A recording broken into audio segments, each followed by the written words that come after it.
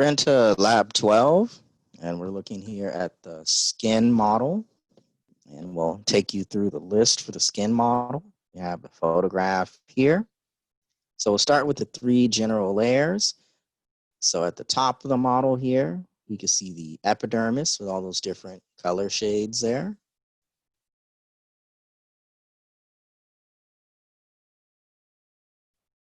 So epi, there at the surface. And then this second layer, you see this peach color. So we'll start here and go down. This is all the area of the dermis.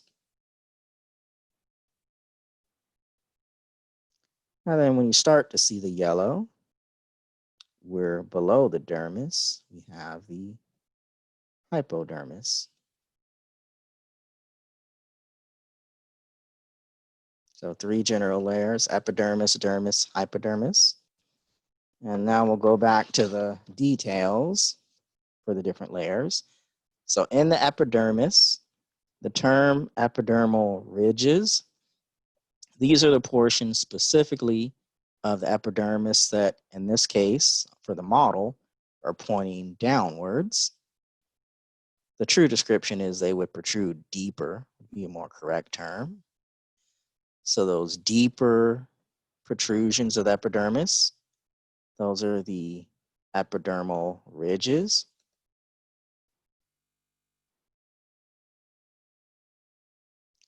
And now with the layers of the epidermis, there is an issue with this model. You can see the different colors here, and it's numbered 1, 2, 3, 4, and 5. But you would not have all 5 layers in an area that has hair. So anatomically, that's not correct. So we want to point out what makes sense, what's there. Number 1, that's the stratum basale. I'll put the numbers maybe off to this side. So let's clear the image. Right here, we have first stratum basale. The next layer, number 2, that is stratum spinosum. The next layer, number 3, that is stratum granulosum. For this model, number 4, the yellow layer technically would not be in an area that has hair. It is called stratum lucidum, a little star. And then number 5 at the surface, that is stratum corneum. So this is showing the 5 different shades, the 5 possible layers that are found in the epidermis. But again, the stratum lucidum would not be in an area that has hair growth. Going now to the deeper dermis, and the dermis is divided into 2 sublayers. So we could draw a line right across here. So the very thin superficial portion of the dermis, that's called papillary layer.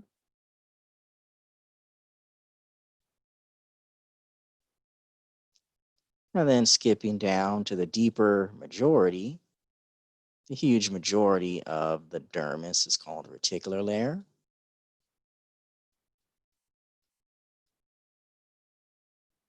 So those 2 sublayers to the dermis.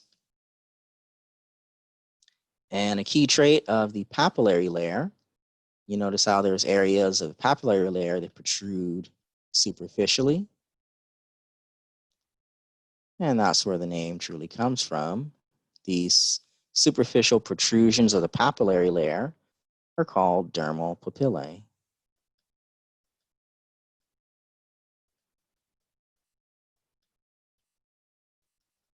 And you can see that the dermal papillae from the dermis would match up with the epidermal ridges from the epidermis.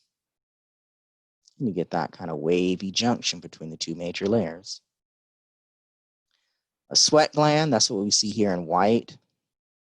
And we don't need to be specific, so we just have some kind of sweat gland. SG, that'll make more sense. A sweat gland And again, we've already pointed out the hypodermis, aka subcutaneous layer, aka superficial fascia, whatever name you like. And now we'll finish up with some organs of the skin. So let's clear the image again. So we have a hair follicle. You can see all these different shades here, A through E. But collectively, all of these layers surrounding the hair, the organ that grows hair, that is a hair follicle. The hair root is the deep portion of the hair that's still in the follicle, still in the skin. So that's the root. And the hair shaft is now the exposed portion of the hair, sticking out. Connected to the hair follicle, we have two structures we want to point out. So here in red, running at an angle, you notice over here as well, here's a hair follicle. And this red structure running at an angle, this is the erector pili muscle that connects and pulls on the hair follicle. And then we also see connected here, you see the number 11 on the model. This is a oil-producing sebaceous gland.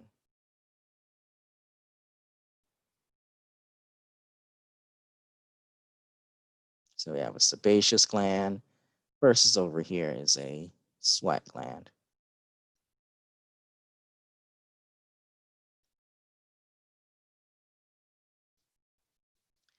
And the last two structures that we want to point out are now some nerve endings. The first one, and you could use either name that you see there. This number 13, or here it's shown in a sectional view. We'll label over here. This could be called Meissner's corpuscle or tactile corpuscle. So a touch receptor.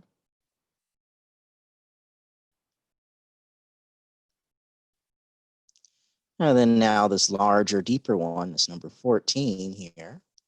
This could be called Pacinian or lamellated corpuscle.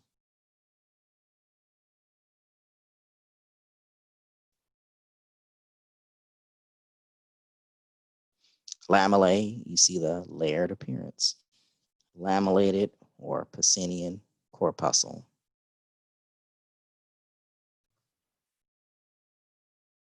So now continuing with the lab, we're moving on to the histology of the skin. And we have a sample here of this hairy scalp sample. And we'll be going through different types of skin samples to see the traits. So to begin with the general layers, we can see the darker surface here.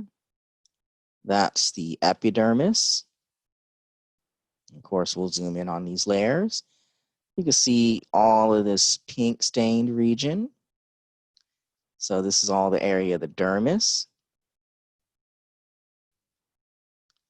And then when we get near the bottom of the screen and you can start to see the white bubbles, you should recognize the appearance of adipose tissue. And we're in the hypodermis.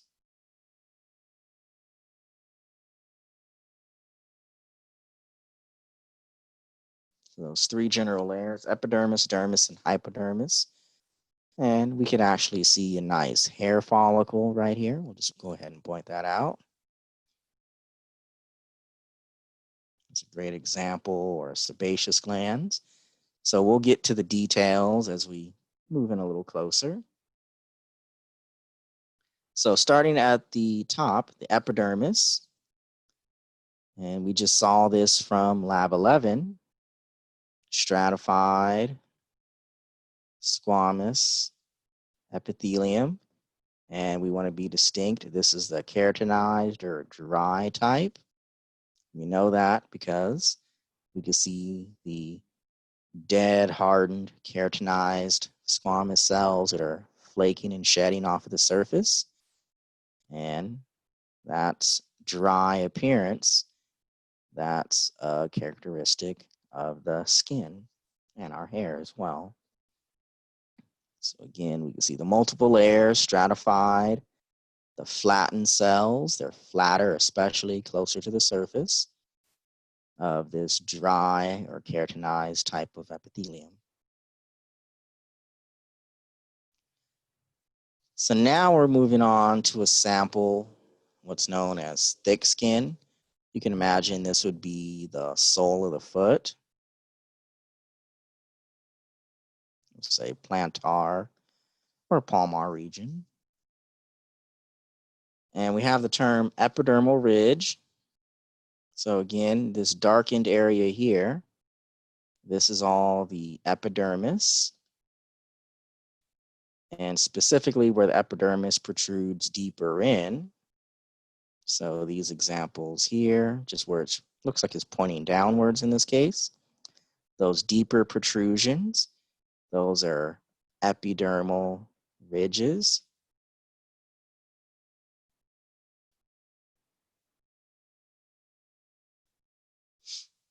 And the epidermal ridges are more prominent on a thick skin sample.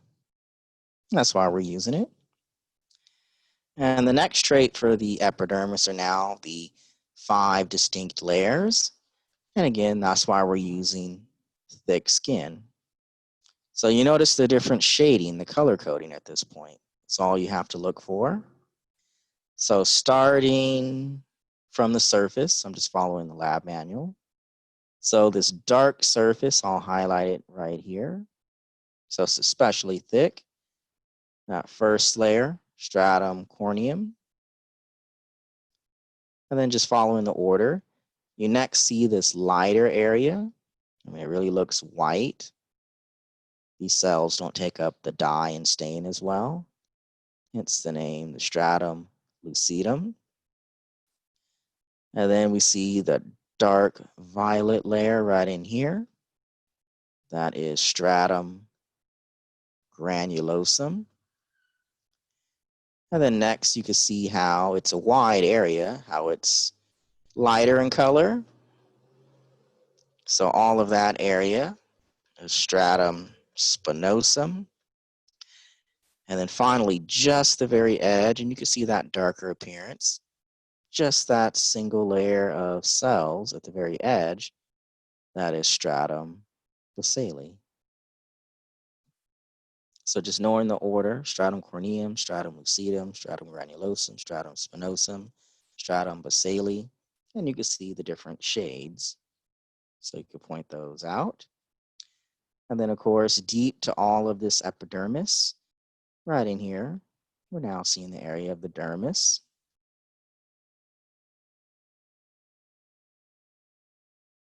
And of course, now from the dermis, the areas where the dermis now is protruding towards the surface.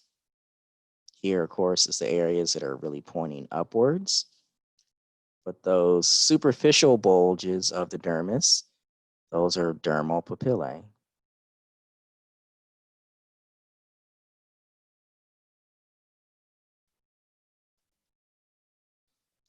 And it's both the dermal papillae and the epidermal ridges.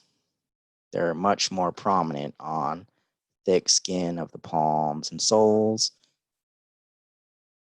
all the way including to your fingerprints, for example.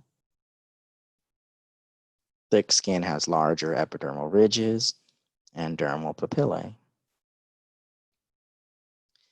In the dermis, looking at the tissue, and we'll zoom in closer, but we can see dense, irregular connective tissue.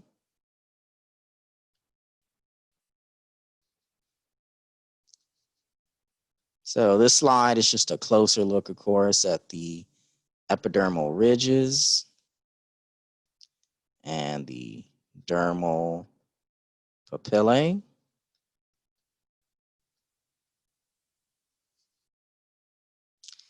This view here now, we have the area of the dermis, the layer, we would say. The name of the layer is dermis, and the name of the tissue, dense, irregular, connective tissue.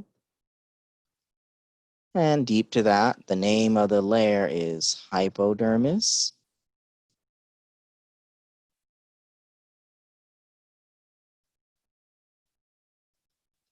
The name of the layer and the tissue.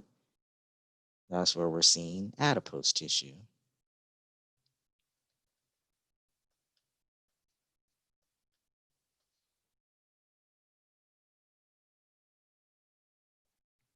So the final trait, going back to the dermis, we can point out just for reference, it's not on the list, but this is a hair follicle. And what we're interested in now is this gland connected and leading right into the hair follicle. That's that oil-producing sebaceous gland.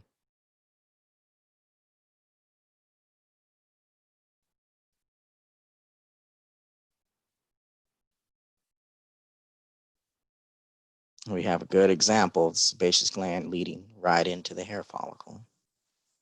So we'll just kind of get rid of the writing and you get that clear view here. That sebaceous gland, you see there's a bit of the gland here cut through, but on this side, we see that connection right into the follicle. Of course, within the area of the dermis. And then we'll go back. Now that we've gone through the list. And again, here's a great view of a hair follicle. And we see a little sample of that sebaceous gland connected to it.